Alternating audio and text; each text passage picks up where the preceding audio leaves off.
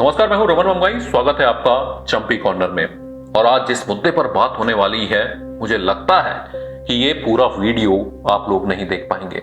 ये जो कहानियां मैं आप तक लेकर आया हूं, मुझे लगता नहीं है कि आप ये सारी कहानियां सुन पाएंगे। और उन कई कहानियों में से मैंने तो सिर्फ 6 कहानियां चुनी हैं। ऐसी कई कहानियां हैं जो सुनाई ही नहीं गई, सिर्फ दर्द की चादर में कहीं खो गई। शायद ये वीडियो मैं पूरा भी ना कर पाऊं, लेकिन कोशिश मेरी है कि ये बात आप तक इस वीडियो के जरिए पहुंचनी चाहिए कि कैसे प्रोपेगेंडा फैलाने वाले कैसे इस देश को घुन की तरह खा रहे हैं, दीमक की तरह चाट रहे हैं। गोवा फिल्म फेस्टिवल होता है और द कश्मीर फाइल को प्रोपेगेंडा बताया जाता है। जिसने कहा उसके बारे में बाद में बात करेंगे, लेकिन अपने ही देश के कई लोग टूट पड़े इस फिल्म को, द कश्मीर फाइल को झूठा बताने में।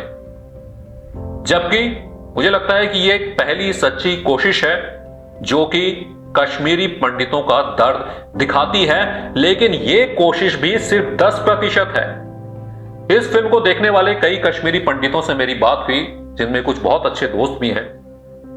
उनका कहना था कि ये जो फिल्म है ये हमारे दर्द का 10% भी नहीं है। 10% दिखाने में इतना बवाल मच गया। सोचिए, जब पूरा स्याह पर्दा हटता तो क्या तस्वीर देखने को मिलती। चलिए, इनके एजेंडे को, इनके प्रोपेगेंडा को खत्म करना जरूरी है। इसीलिए फिल्म और हकीकत का एक बैनर आप मेरे साइड में देख सकते हैं कि फिल्म ने क्या दिखाने की कोशिश की और वाकई में हकीकत में ऐसा हुआ या नहीं हुआ। आता हूं इस पोस्टर पे, इस बोर्ड पे, लेकिन उससे पहले दिल्ली, देश की राजधानी, द्वारका, सबने एक नाम सुना होगा। उसके बाद एक जगह है उत्तम नगर, द्वारका मोड़। थोड़ा अंदर जाएंगे तो एक कश्मीरी कॉलोनी है जहां कश्मीर से पलायन किए हुए लोग रहते हैं। तो उनसे जाके बात कीजिए, वो बताएंगे आपको दर्द की अनेक कहानियां। उन्हें कहा गया कश्मीरी पंडितों को, तुम्हारे लिए कश्मीर नहीं है, तुम अपनी महिलाओं को छोड़ जाओ। कश्मीर फाइल में 10% भी नहीं दिखाया गया है, जो वाकई में झेला गया, जो वाकई में दर्द वहां सहा गया।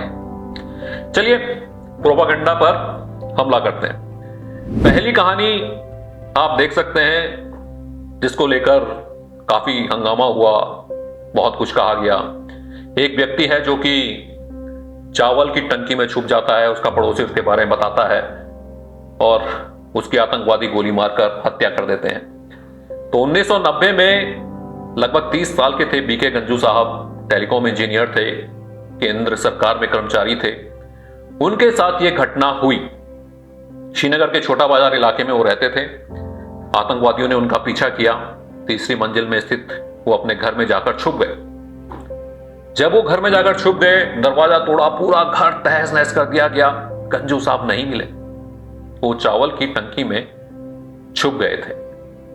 लेकिन किसी ने बताया कि गंजू साहब कहां छुपे हैं और उसके बाद उस चावल की टंकी पर गोलीबारी की गई। उनको छलनी छलनी कर दिया गया, चावल खून से सन गए और कहते हैं कि उनकी पत्नी को चावल खाने को मजबूर किया गया। यह हकीकत है, फिल्म में दिखाई गई, तो इसमें झूठ कहां है। दूसरी कहानी पर आते हैं। जस्टिस नीलकंठ गंजू, जिन्होंने आतंकी संगठन जम्मू कश्मीर लिबरेशन फ्रंट यानी JKLF के संस्थापक मकबूल भट्ट को फांसी की सजा सुनाई थी। वो वापस आए श्रीनगर में और दिल्ली से लौटे थे गंजू साहब। श्रीनगर के हरि सिंह मार्केट में उन्हें गोलियों से छलनी छलनी कर दिया गया। नारे लगे, जलजला आ गया है कुफ्र के मैदान में, लो मुजाहिद आ गए हैं मैदान में। एक जज को सरेआम बीच बाजार में गोलियों से छलनी छलनी कर दिया गया। चलिए, तीसरी कहानी की बात करते हैं। एयरफोर्स के अधिकारियों को मारा गया, यह दिखाया गया फिल्म में। तो ऐसी घटना हुई थी बड़गाम में, जहां पर एयरफोर्स के अधिकारी अपने बेस पर जाने के लिए बस स्टैंड के पास खड़े थे। वहां पर आतंकी आते हैं और AK-47 से फायरिंग करते हैं। 4 अधिकारियों की मौत हो जाती है, 2 सिविलियन भी मारे जाते हैं। नाम सुनना चाहेंगे आप उनके, जो मारे गए उस फायरिंग में। Squadron leader Ravi Khanna, corporal DB Singh, corporal Uday Shankar और एयरमैन आजाद अहमद, बाकी तमाम अधिकारी भी घायल हुए। अब इस मामले में यासीन मलिक पर मुकदमा चलता है, लेकिन ट्रायल कोर्ट से ऊपर नहीं जा पाता। यासीन मलिक कश्मीर की गलियों में खुलेआम घूमता रहता है, पाकिस्तान जाकर शादी कराता है लेकिन कुछ नहीं बिगड़ता उसका। तो ये हुआ था उस दिन, और इसमें गलत क्या दिखाया। चलिए चौथी कहानी पर आगे आते हैं। ये कहानी है सर्वानंद कौल और उनके बेटे वीरेंद्र कौल की। अब कई लोगों को लगता होगा कि शायद फिल्म है, ऐसे ही दिखाया होगा, लेकिन जब इस कहानी को आप सुनेंगे ना, तो आप सोचेंगे कि क्या ऐसा हुआ था? ऐसा कैसे हो सकता है? कोई किसी के साथ ऐसा क्यों करेगा? लेकिन ये हुआ, और सच में हुआ।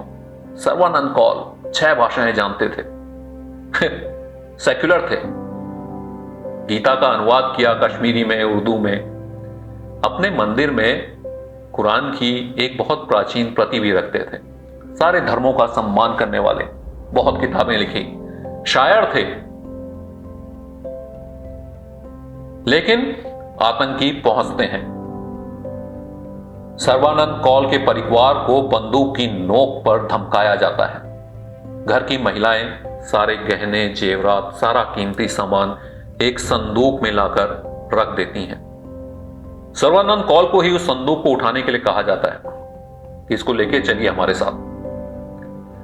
सर्वानंद कौल को लगा कि मैं तो सारे धर्मों को मानता हूं, मेरे साथ ये बुरा कैसे कर सकते हैं। लेकिन उन्हें क्या पता था कि इनके अंदर तो नफरत भरी हुई है। बैग भारी था, तो बेटे ने भी मदद करने के लिए कहा। दोनों बाप बेटे वो बैग लेकर चले गए। अगले दिन उनकी लाश मिलती है, और सर्वानंद कौल जहां पर टीका लगाते हैं माथे पे, यहां पर कील ठोक दी गई थी। मारने से पहले हड्डियां तोड़ी गई, सिगरेट से दागा गया। दोनों को मौत के घाट उतार दिया गया। 5वीं कहानी जो मैं आपको सुनाने वाला हूं, उसके बारे में जब मैंने पहली बार पढ़ा तो मेरे रोंगटे खड़े हो गए, और आज भी जब बताने की कोशिश कर रहा हूं तो जबान अटक रही है, गले का पानी सूख रहा है। गिरिजा टिक्कू, शायद आप में से भी कई लोगों ने उनके बारे में सुना होगा। एक अध्यापिका थी, स्कूल गई अपनी सैलरी लेने के लिए। जब वापस आ रही थी तो उनका अपहरण कर लिया गया, सामूहिक बलात्कार किया गया। 1 महीने तक उन्हें तरह तरह की यातनाएं दी गई, और उसके बाद लकड़ी चीरने वाले आरे से उन्हें मार दिया गया, काट दिया गया। तो दर्द की ये कहानियां थी जो हकीकत थी, जिनके बारे में पता चला लोगों को, या जो अखबार में छप गई। बहुत सी कहानियां ऐसी थी जिनके बारे में किसी ने कभी नहीं जाना। चलिए एक और बात करते हैं। फिल्म में शायद दिखाया गया है कि एक गांव में सामूहिक नरसंहार कर दिया गया हिंदुओं का। क्या लगता है, ऐसा हुआ होगा कि नहीं हुआ होगा? जी हां, बिल्कुल ऐसा हुआ था। आप मेरे बोर्ड में देख रहे हैं, 6वीं ये कहानी है। नाड़ी मर्ग गांव था जहां यह जनसंहार किया गया। हिंदुओं को नाम लेकर बुलाया गया, यानी किसी ना किसी ने तो मदद की थी। 24 लोग मार दिए गए। 70 साल के बुजुर्ग से लेकर बच्चों तक को बख्शा नहीं गया। पूरे गांव में मौत का सन्नाटा था। चिनार के पेड़ के नीचे बुला बुलाकर जमा किया गया, और उसके बाद गोली मार दी। तो दर्द की ऐसी कई कहानियां थी जो कभी सामने नहीं आई। बस एक जुबान से दूसरी जुबान तक, एक पीढ़ी से दूसरी पीढ़ी तक सुनाई जाती रही। द कश्मीर फाइल्स के लिए प्रोपेगेंडा जिसने कहा वो हमारे देश का नहीं है, लेकिन देश के जो लोग जानते हैं कि ऐसा हुआ था, वो अगर ऐसा कहते हैं तो तकलीफ होती है। कहते हैं ना, जाके पैर न फटी बिवाई, वो क्या जाने पीर पर आई। तो उम्मीद तो करता हूं कि ऐसी बिवाई आपके पांव में कभी ना पड़े, लेकिन उम्मीद यह भी करता हूं कि दूसरे के पांव में पड़ी बिवाई का दर्द समझिए, और प्रोपेगेंडा मत फैलाइए।